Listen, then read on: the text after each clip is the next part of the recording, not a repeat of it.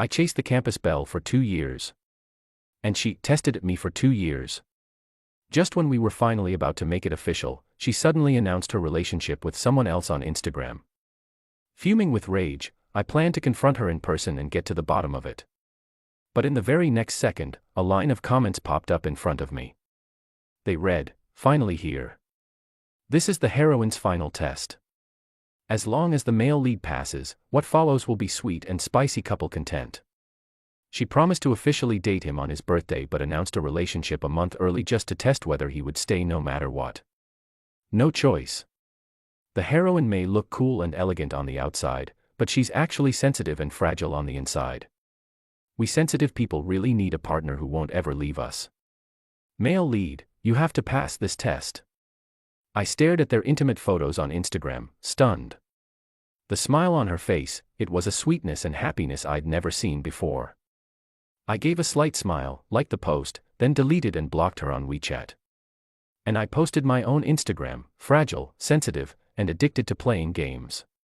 If you've got a problem in your head, go get it treated. That night, the campus bell blew up my phone. I had just blocked Willow when the comment feed exploded again. One said, "Wait, did I see that right? The male lead actually blocked the female lead. Isn't he supposed to be begging her not to leave him? Poor girl, her phone's practically on fire waiting for his message, and he just ghosted her completely." Another added, "The guy's kinda going too far. The girl was just trying to test him a little, and he straight up blocked her and even threw shade in his post." And someone else chimed in, "Right. Watch, once he sees her getting lovey-dovey with the other guy, he'll fall back in line." I had no idea how I was seeing these comments. But it wasn't hard to guess, the male and female lead they were talking about were clearly me and Willow. But seriously, are these comments written by sane people? She was the one who went public with another guy, betraying me, and somehow I'm the one who's supposed to go begging her for forgiveness. Yes, I liked Willow. But my sincerity was never something she had the right to test. Just a few days ago, I was still eagerly probing her for hints about her likes, trying to figure out the perfect gift for her birthday. One glance at our chat history and it was all green bubbles. Willow barely ever replied. I kept comforting myself, maybe she was just busy, probably hadn't seen the messages. But looking back now, it's laughable. Maybe she never took me seriously to begin with. My friends always said I was a simp with principles. When I like someone, I go all in without holding back. But when I stop liking them, I cut things off clean and sharp without hesitation. By now, several friends had already sent me screenshots of Willow's Instagram asking what happened. Some asked what my own post meant, obviously hoping for gossip. I didn't respond to any of them. That Instagram post, I'd made it impulsively. But now I didn't feel like deleting it. Whatever Willow thinks after seeing it, I don't care anymore. If she's upset, she can call the cops. I turned off my phone and focused on memorizing IELTS vocabulary. Hesitation has never been my style. Too much mental friction and you end up with thyroid nodules. But memorizing more words might actually help pave the way for my future career. By the time I came out of the library, the sky had already turned dark. I turned my phone back on and dozens of missed calls popped up instantly. All from Willow. This was the first time in 2 years that she had ever taken the initiative to call me. Just as I was about to tap in, her call came through again. I accidentally hit the answer button. A cold, calm voice quickly came from the other end. She asked, "You blocked me on WeChat." I said calmly, "Yeah. You were becoming an eyesore, so I deleted you." There was a brief silence. Then she asked, with a hint of a raised tone, "What's wrong? Are you mad?" I let out a light chuckle. "How could I be? If you found happiness, I'm happy for you. I wish you both all the best."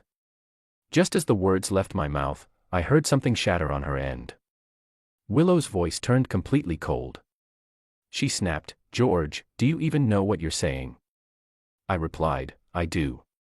"Willow, let's not contact each other anymore." I enunciated each word slowly, my voice calm and firm. Willow was silent for a long time. After a while, she spoke, her tone unreadable, "George, you're just like the rest of them." She hung up. But the comment feed instantly exploded again. One said, "What's going on? Weren't they supposed to start their sweet couple life together after this? Why are they suddenly cutting ties? The male lead is being way too petty. The female lead loves him so much. Can't he just let her win a little?" Another chimed in, "Exactly. If it were me and I had such a fragile, sensitive beauty, I'd love her no matter how dramatic she got." But someone else countered, "Am I the only one who thinks the female lead went too far? In a relationship, trust is everything. Testing the guy like this isn't okay." Then came a rebuttal, "You don't get it. She turned out this way because her parents divorced when she was young. The male lead should have given her more love and support." As I walked back to the dorm, I still couldn't shake off the bitterness in my chest. After all, when you truly love someone, how could it not hurt? And what those comments said about Willow's parents, I'd actually heard about it a year ago from her brother. That was why I'd tolerated so much from her for so long. But the truth is, you should never try to save someone. You can't pull them out of the abyss, you'll only end up being dragged into it with them. And as for what the comments said about Willow loving me, I never felt that. Not once. If she loved me, she wouldn't have ignored nearly all my messages for 2 whole years. She wouldn't have repeatedly forgotten our plans, leaving me to wait outside the cinema in the snow for 3 hours. She wouldn't have stayed silent when classmates mocked me, saying I was delusional for chasing her, like a toad wanting to eat swan meat. Most of what I remember is her consistent indifference. True departure never happens in an instant. It's when every last bit of hope has been worn away. Maybe after making peace this time, I could really be with Willow. But once suspicion arises, there will never be peace. I don't want to spend my future days constantly explaining and proving myself. The next day, I went to class for a general course. Makoto, a rich kid, happened to be surrounded by a few classmates, all flattering him. He was the same Makoto that Willow had announced as her boyfriend online, so naturally, he became the center of attention. Many people started asking him questions about him and Willow. As soon as I walked into the classroom, the previously cheerful atmosphere fell silent. Everyone turned to look at me, some eyes were mocking and provocative, others were sympathetic. I pretended not to see any of it. After I sat down, I heard someone sneer behind me. Someone said, "I thought a certain clown would have had a mental breakdown last night and wouldn't dare show up today. Didn't expect his skin to still be this thick." I turned around and said, "Interesting. Why do you assume I'd break down? Don't tell me you're the one who likes Willow and cried yourself to sleep last night under the covers." His body froze. He glanced nervously at Makoto and stammered, "Don't talk nonsense. You think everyone's as shameless as you." I laughed. At least I'm not a coward. When I like someone, I pursue them openly.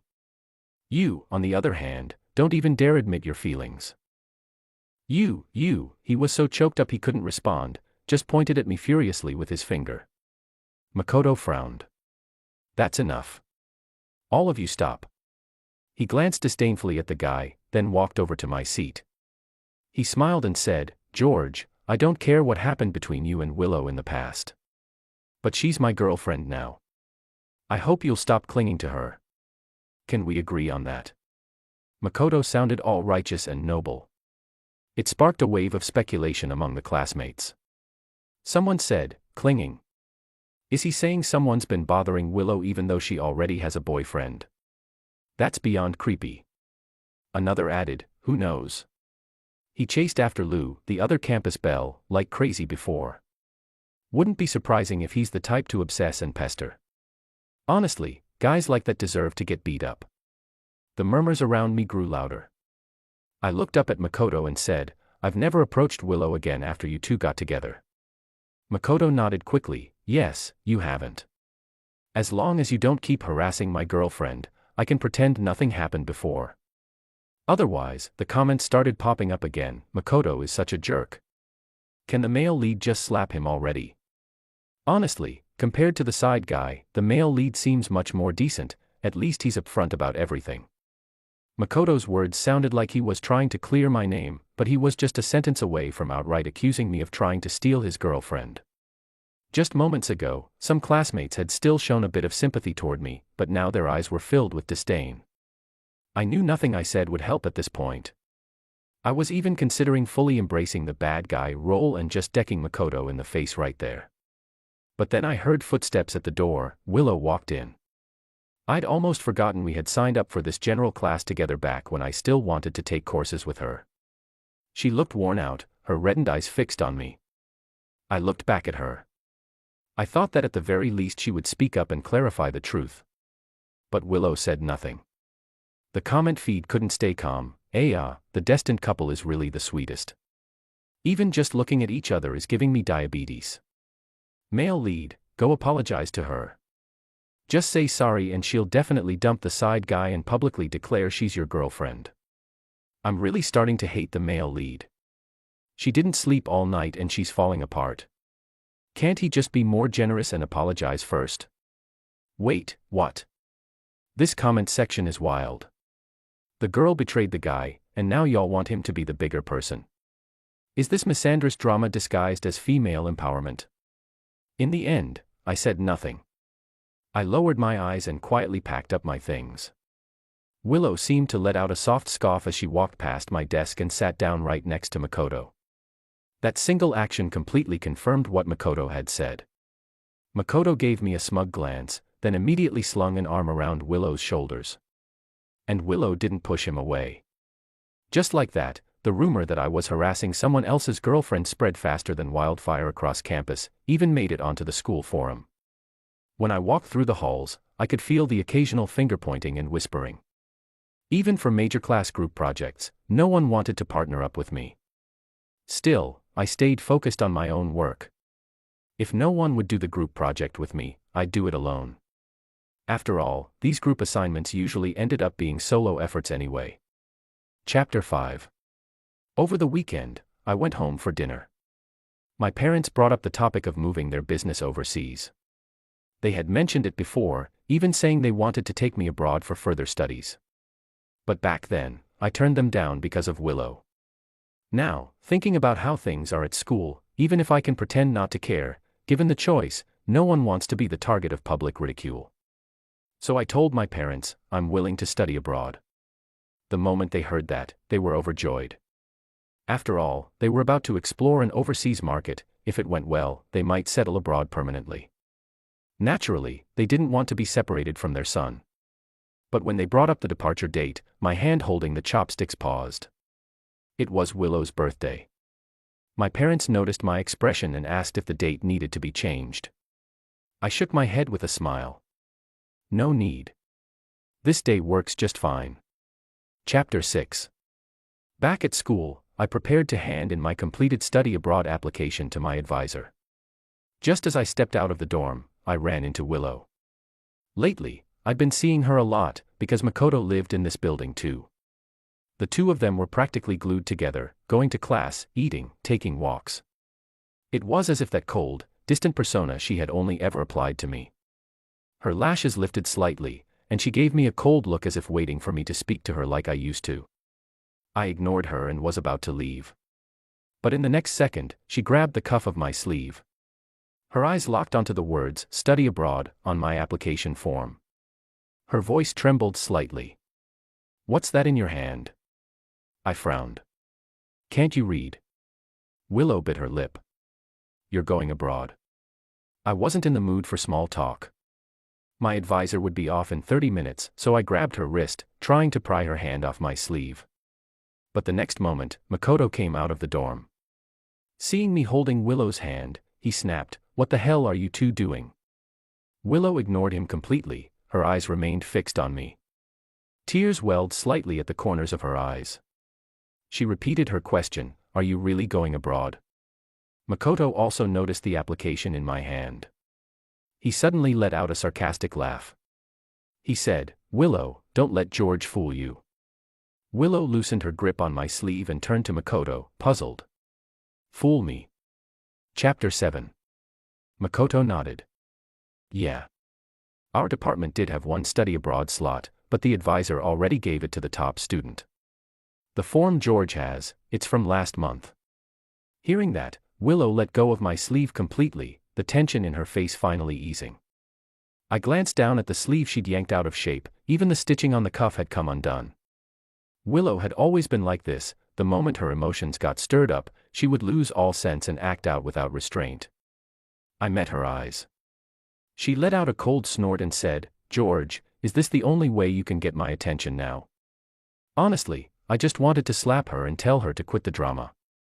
If she hadn't stopped me, I'd already be in the advisor's office by now. She kept going, "Or maybe, you realized you still can't forget me and you're hoping I'll give you another chance." That last sentence, she said it quietly, with a rare softness in her voice.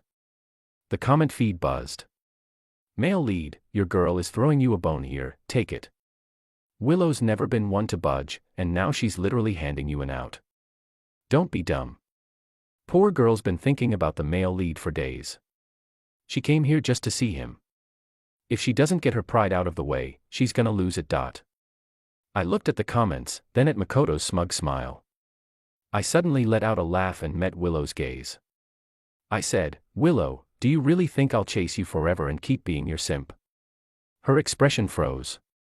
I stopped looking at either of them and walked away. The advisor would be leaving soon. I had to hurry. Makoto wasn't wrong, our department really did only have one official slot for studying abroad. But mine didn't come from the department. Chapter 8. After handing the application form to my advisor, I went back to focusing on my own things. That evening, while I was working on a group assignment in the dorm, I suddenly received a few photos on my phone. They were from Makoto, intimate pictures of him and Willow in a private booth at a club. That's when I remembered I'd only blocked Willow. I forgot to block him. In the photos, Willow's face was flushed, her eyes dazed, and she was leaning happily against Makoto's chest. I only opened one photo, then blocked Makoto immediately. But the comment feed couldn't stay calm. "George, don't fall for the side guy's tricks. He sent those on purpose to mess with you." Exactly. The girl was just upset over what you said this morning and went drinking. She only got taken advantage of because she got drunk. Makoto just tried to kiss her earlier, but she pushed him away. She's a good girl, she's literally calling your name even now. Reading those comments, I couldn't help but let out a scoff. Maybe my definition of a good girl was just different from the comment sections. To me, no matter the situation, a good girl would never test a man's love by drinking at a bar in the middle of the night with another guy who obviously likes her. I suddenly realized, now that I've stopped being a simp, Willow not only lost her goddess glow in my eyes, she even started to show flaws I couldn't stand. It felt like she was slowly rotting in my memory. Chapter 9. In the days that followed, I still saw Willow and Makoto around often. But I treated them like strangers. Sometimes I heard Willow call my name from behind me, but I always pretended not to hear. Classmates said their relationship wasn't as perfect as Makoto made it out to be. There were times people spotted them where Makoto would be calling Willow from behind, but she'd just walk ahead without even turning her head. I had no interest in their drama. I thought that as long as I stayed away, I could peacefully wait for the day I'd go abroad. But today, while I was organizing my notes in the library, someone suddenly placed a breakfast box in front of me. I looked up and met Willow's awkward gaze. She turned her face away and huffed, "I accidentally bought too much. It'd be a waste not to eat it. So here, you take it." I looked at the breakfast, 2 boiled eggs and a basket of soup dumplings. It was the same breakfast I used to bring her all the time. There was a time I genuinely wished that one day my efforts would be reciprocated. But now I no longer needed that. I tossed the food back toward her. "I've already eaten." Willow didn't take it. She frowned and snapped, "Ungrateful much. Fine, if you don't want it, throw it away." Without hesitation, I picked up the food and tossed it straight into the trash. Willow froze. Her face turned cold. She gritted her teeth and said, "George, you've really grown a backbone. From now on, no matter how much you beg me, I'll never give you anything again." With that, she stormed off, revealing Makoto, who had been standing a short distance behind her. He glared at me and shouted, "George, I fucking warned you already, why are you still harassing my girlfriend?" I looked around. We were in the library. People were already annoyed at the noise. I had no interest in getting tangled up with him. I just said, "Go get your head checked." I thought he was going to hit me. But instead, he just snarled, I won't let you off that easily, and then left. Finally, peace. The comment feed chimed in. Makoto's look just now was kinda creepy. He's not planning something shady, is he? Right. In the original story, the male lead already made up with the female lead by now. This never happened. We don't know what's coming next. If something bad happens, it's on the male lead. He should have just apologized earlier and avoided all this. Serves him right. I closed my eyes and rubbed my brow. Honestly, even I could tell just now that something was off about Makoto. But even if I was worried, there was nothing I could do. We can only block soldiers with generals and stop water with earth. I just didn't expect the soldiers and water to come so soon. Chapter 10. I had just arrived in the classroom and set down my things when I saw Willow pushing Makoto in a wheelchair. Makoto's leg was in a cast. Our classmates quickly gathered around, showing concern. They asked what had happened. Makoto, his face bruised and swollen, his voice hoarse, recounted how he had been beaten and had his leg broken the night before. He'd been locked in a bathroom all night, barely making it out alive. Seeing the state he was in, everyone around grew furious. How could anyone do something like that? Did you see who it was? That's just vicious. This kind of person needs to be reported to the police and arrested. But Makoto slowly turned his eyes toward me. The others followed his gaze. I had a bad feeling. Sure enough, Willow stepped up to me, looking at me with sadness and disappointment in her eyes. She said, "George, I didn't expect this from you. How could you treat Makoto like that?" I took a deep breath and tried to keep my voice calm. "Why do you think it was me? Do you have any proof?" She replied, "Makoto saw it with his own eyes. What more proof do you need?" Willow looked at me with a face full of frustration, like I had let her down. The others joined in, speaking up for Makoto. "Exactly, Makoto saw it himself. Do you think he would go so far as to break his own leg just to frame you? I was wondering who that despicable person was. It's you." Someone else chimed in, "You must have been jealous of Makoto being with Willow. You pretended not to care before, but now we see how much venom you were hiding. If you've got guts, compete openly. Playing dirty behind people's backs, what kind of man are you?" Another added, "This loser couldn't win anything. He stalked the school beauty for 2 years, and when she got a boyfriend, he kept pestering her. Lou totally ignored him. If I were him, I wouldn't even show my face in public." The voices around me grew more and more vicious. Even the live stream comments were boiling over. It's obvious the side character locked himself in the bathroom. He's making up lies because there's no surveillance in there to catch him. And he's not even really injured. What a faker. Chapter 11. I looked coldly at Makoto and asked, "You just said I locked you in the restroom at 8 p.m. last night, right?" Makoto rubbed his temples and avoided my eyes. "Yes." Willow stepped protectively in front of Makoto, as if afraid I'd hurt him. She looked at me indignantly. "George, what's the point of these questions now? The facts speak for themselves. Don't even try to deny it." I looked down at Willow, my expression calm. "Then let's call the police. Let them investigate." Makoto's face turned pale at the mention of the police. Even Willow hesitated for a moment before saying, "We all know calling the police won't be good for you. Makoto is very forgiving. If you apologize and take care of him until his leg heals, just serve him tea and help him out, that'll be enough." Upon hearing that, the classmates around started commenting on how generous Makoto was and that I didn't deserve to be let off so easily. I just sneered. I said, "Why should I apologize for something I didn't do? And I'm not serving Makoto tea or anything. I can give him piss though. Want that?" Willow snapped, "You broke Makoto's leg and you're still being arrogant. Don't go too far. This is already his last chance for you." More comments popped up. Damn, I really want to jump in and shout the side character is faking it. He's not even hurt.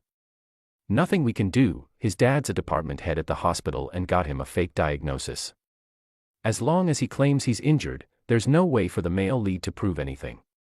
Another said, "God damn, I can't take it anymore. I want to slap these classmates, slap the female lead twice, and hit the side character with a full-on demon-slaying combo." I smiled at Willow and said, "Is that so?" "Got it." Hearing my words, everyone's expressions eased. They thought I had given in. Makoto looked at me with a hint of smugness in his eyes. I slowly walked toward him. When I was just a few steps away, I suddenly picked up the chair beside me and swung it hard at him. No one reacted in time. Just as the chair was about to smash into Makoto's head, he suddenly stood up and dodged. Makoto snapped, "George, are you insane?" Willow gasped, "Makoto, your leg." Yes, just moments ago, the same person who claimed he wouldn't be able to walk for 2 months was now briskly dodging my attack like nothing was wrong. I dropped the chair and clapped my hands. "Ito," I said, "here's a friendly tip. Next time you fake something, go with a concussion. Leg injuries are way too easy to expose. That is, if you even get another chance to fake it." Makoto glared at me with clenched teeth. I turned to Willow. "Anything else you'd like to say?" Willow looked at me in disbelief but still refused to back down. "Even if Makoto's leg injury was fake," she said, "locking him in the bathroom was still your fault." Just as she finished speaking, a gentle voice came from the doorway. George didn't lock Makoto in the bathroom. It was Professor Chan from the Foreign Languages Department. He said, "Because George was at my house all night studying for the IELTS exam. There's a surveillance camera in my living room. It can prove everything." The moment he finished speaking, the entire room went silent. Makoto and Willow's faces went pale in an instant. I called the police, and once they arrived, we were summoned to the department head's office. After clarifying the truth of the matter, the officer told me that since their defamation hadn't caused any real harm to me, the most they could do was detain them for up to 5 days and fine them no more than 500 yuan. I was a bit disappointed. The department head didn't want the situation to escalate further, so he tried to persuade me. "As long as you don't press charges, you can vent your anger however you like." After all, Willow wasn't even from our department, and in just a few days, she was supposed to represent the school in an international competition, a matter of major importance for the school's reputation. I raised an eyebrow. Since I could vent however I liked, I walked straight up to the two of them. Smack. Smack. Smack. I lifted my hand and gave each of them 2 heavy slaps. I had used all my strength. By the last hit, my hand was going numb. Makoto even started bleeding from the corner of his mouth. He tried to fight back but was held down by the department head and a few other teachers. Willow didn't dodge. She just looked at me pitifully, putting on a wide-eyed innocent act, which made me feel absolutely sick. I turned to the others. I said, "Officer, I've calmed down now. I won't pursue the defamation case any further. But they must write a formal handwritten apology and read it aloud over the school broadcast." The department head immediately agreed. The police officer stared at me, stunned, as if he couldn't believe I had actually laid hands on them right in front of him. I pointed at Makoto and added, "But you better thoroughly investigate that fake medical record. That's no small matter. Some doctor at the hospital definitely abused their authority to help him." The officer's expression turned serious. "Don't worry, we'll handle this with the utmost care." Makoto turned pale again. His legs gave out and he collapsed to the ground. He cried, "No, I didn't fake the medical record. This has nothing to do with the hospital." But no matter how much Makoto shouted, the police ignored him and took him away on the spot. The livestream comment section lit up. "So satisfying. I've seen way too many male leads who act like simps, finally someone who throws hands instead of words. Love it.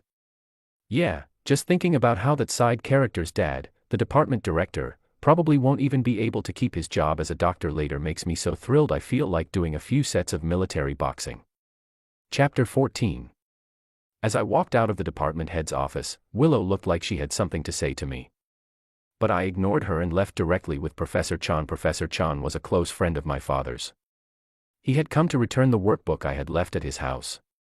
In the days that followed, I rarely saw Willow again. But I could always feel a pair of eyes watching me from behind. Whenever I turned around, there was nothing there. Until the day before I was set to leave the country. I was in a hurry to get home and pack when a slender figure blocked my way at a corner. I looked closely. It was Willow. She turned her face away, not daring to meet my eyes, and said awkwardly, I broke up with Makoto. I was speechless. Who cares? I shot her a glare and moved to walk past her. But Willow quickly stepped in front of me again. She looked up at me and softly asked, "Tomorrow's my birthday. Will you come?" That's when I remembered, my departure day was also Willow's birthday. Not wanting to get entangled with her again, I casually nodded. "We'll see." Her eyes lit up immediately. "Then make sure to come early. I prepared a surprise for you." After a short pause, she added, "I'll be wearing that white dress you gave me." Her ears turned red as she said that. If this had been before, I probably would have teased her like I'd found a whole new side of her. But now, I didn't have time for her. I left quickly. I still had a lot to pack. If I didn't hurry back, I'd be up all night. Besides, I probably wouldn't have many chances to come back again. Chapter 15. In the airport's departure lounge, Willow had already called me 10 times. My mom glanced at my constantly buzzing phone and couldn't help asking, "You sure you don't want to answer? Maybe it's something urgent." I smiled, shook my head, declined the call, turned off my phone, and slipped it into my coat pocket. A boarding announcement came over the speakers. My parents and I headed toward the gate together. I didn't feel even a hint of sadness or reluctance. Instead, I was full of excitement and determination. I had always known exactly what I wanted. The first thing I did after getting off the plane was switch SIM cards. From the live stream comments, I later found out that Willow had actually planned to fulfill our agreement and say yes to being my girlfriend that day. According to what they said, she wore that white dress I gave her and even invited many of our classmates and teachers. But when she found out I was leaving the country that day, she took 2 steps back in disbelief, holding onto the table to steady herself. Those 10 or so calls had all come from her during that moment. When she realized I had turned off my phone and couldn't be reached anymore, she finally broke down. She ran out into the rain, trying to get to the airport and begged me not to leave. But no taxi would stop for her. Our classmates and teachers tried to remind her that by that time, I was already on the plane. In the end, Willow could only cry bitterly in the pouring rain. After that, I stopped keeping up with any news about her. Life abroad was fulfilling. Since I was studying finance, aside from the heavy coursework, I also interned at my parents' company during every break. I'm their only son, and they poured all their energy into me. Even before I was fully familiar with the business, they started letting me run projects on my own. As they put it, they weren't afraid I'd lose money, they were only afraid I wouldn't learn. Fortunately, I didn't let them down. Through rounds of theory and practice, I gradually earned the shareholders' respect. 5 years later, I returned to China with my company's team. At an expo, I chose to invest in a fashion project that Willow had helped design. Chapter 16. From the moment we met, Willow kept staring at me as if I'd disappear the second she blinked. Her eyes were red and her hand trembled as she shook mine. I smiled casually. Here's to a successful partnership. The exhibition was still ongoing. I had just stepped out of the restroom when a figure suddenly threw herself into my arms. Willow buried her face in my chest, her voice choked and full of grievance. "I missed you so much," she said. I shoved her straight to the floor and frowned. "Are you out of your damn mind?" Willow looked at me in disbelief. You hit me." I sneered. "Damn right I did.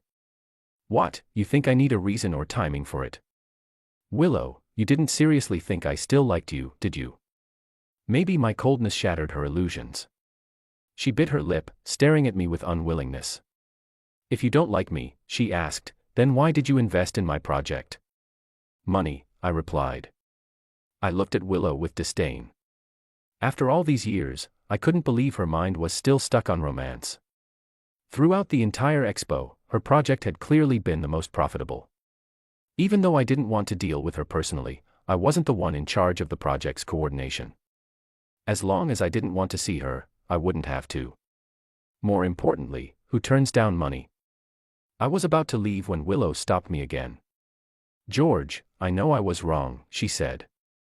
"What happened back then? Makoto and I were just putting on a show. He promised me that if you begged me, he'd back off. I didn't know about the photos he sent you. And that thing in the office, he tricked me. I looked at her and let out a mocking laugh.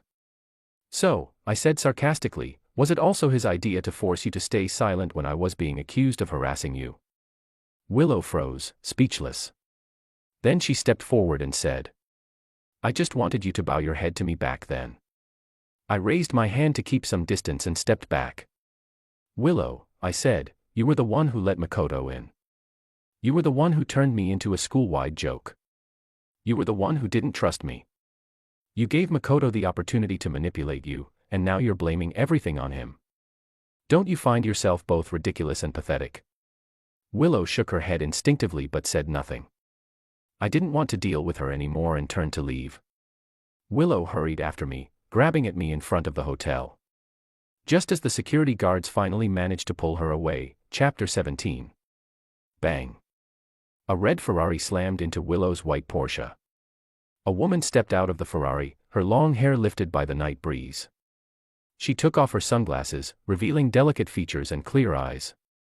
With a light laugh, she said, "Oops, sorry Miss Liu, I accidentally hit your car. I'll have my brother buy you a new one tomorrow." Though her words sounded apologetic, her face showed no remorse at all. Willow glared at her furiously.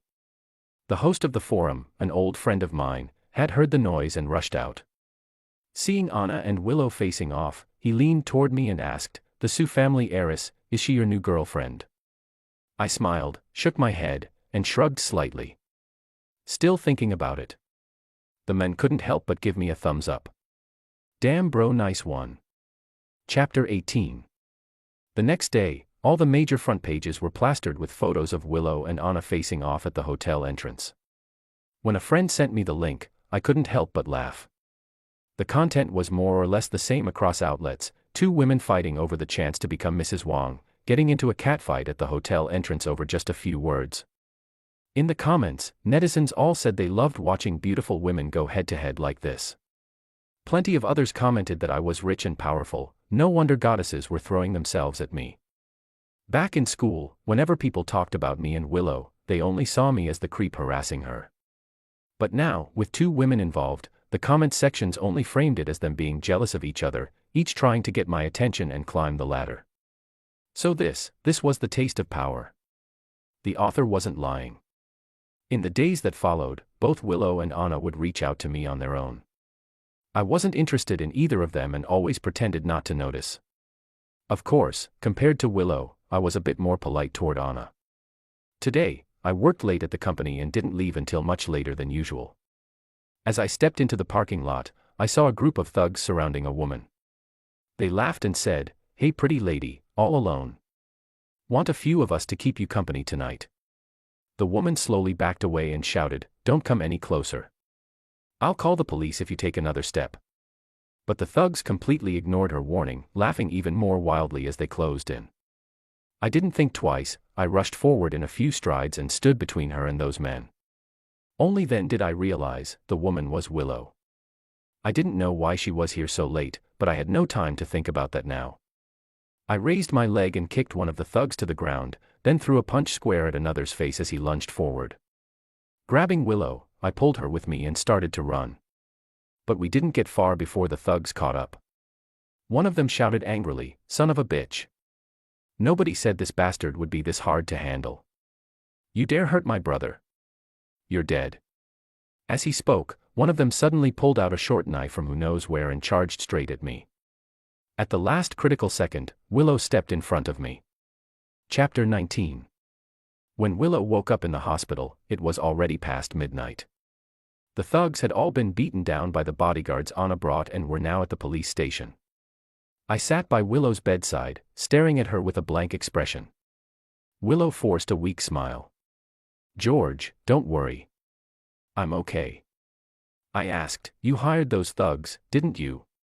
One sentence and Willow's expression went stiff. In the end, she seemed to give up struggling. Her shoulders slumped as she said weakly, "How did you know?" I said, "Anna told me. She overheard your little plan outside the private room." Willow panicked at the mention of Anna and quickly explained, "I didn't expect things to turn out this way. I just wanted to see if you still cared. I wanted to know if your coldness toward me was just an act." I didn't know they'd back out halfway or that they had knives on them. George, please believe me. She reached out to grab my hand, but I pushed her away. I said, do you really think saying this now still means anything? Willow fell silent. Facing my disgusted expression, she suddenly broke down and began crying into her hands. She said, I just don't get it. You chased me for so long, why give up at the very end? I can't accept it. Looking at her tears, I said firmly, because I care about myself more than I care about you. What you want is someone who gives you a sense of security, someone who orbits around you and acts like your personal servant, a simp. But I'm not that guy. We're all living our one and only life. I'm not here to cater to you. Willow shook her head in desperation, trying to deny it. She said, no, it's not like that. I only became like this because of childhood trauma. That's why I'm so awkward and overly sensitive. Before she could finish, I cut her off. I don't care what hurt you before, whether it's heartbreak or childhood wounds. I didn't cause any of it, and I'm not responsible for carrying that burden. I never hurt you. So don't bring that crap to me. This time, Willow was completely speechless. I stood up, ready to leave. Willow grabbed my hand and asked George, if I said I was willing to change for you, would you give me another chance? I shook my head and pulled my hand away. I said, no one should change themselves for someone else. We're only responsible for ourselves, aren't we? As for everything else, talk to the police. With that, I turned and walked away. Behind me was the sound of a woman sobbing in utter despair. Chapter 20. As I walked out of the hospital, I saw Anna waiting beside my car. When she saw me, she waved. Standing beside the vehicle, Anna tilted her head and said, I saved you this time. How are you planning to thank me? I typed a few words quickly into my phone and said to Anna, the land in the Southern District, it's yours now. Sue family owns it. Anna pouted. That's it. That's your big thank you. I asked. Then what do you want? She snorted and said, obviously, I want to see your sincerity. I don't need much, just your attitude. I laughed. That's exactly the line I hate the most. Anything can be called attitude. Not giving anything is also an attitude. Giving a little is too little. Giving more still isn't enough, because attitude is a bottomless pit. I said, enough with the games. The land in the South is yours. You're not getting shortchanged. After all, old Master Sue had been eyeing that piece of land for years. Anna pouted, biting her lip. She looked up at me deeply but said nothing more. She turned and walked away. For the first time in a while, the live comment feed popped up again. Damn, the male lead is such a boss. Finally realized the female lead is just trash. Thank God he didn't end up with her.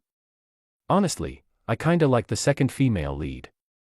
But since George decided to be a true Sigma male, we've got to support him.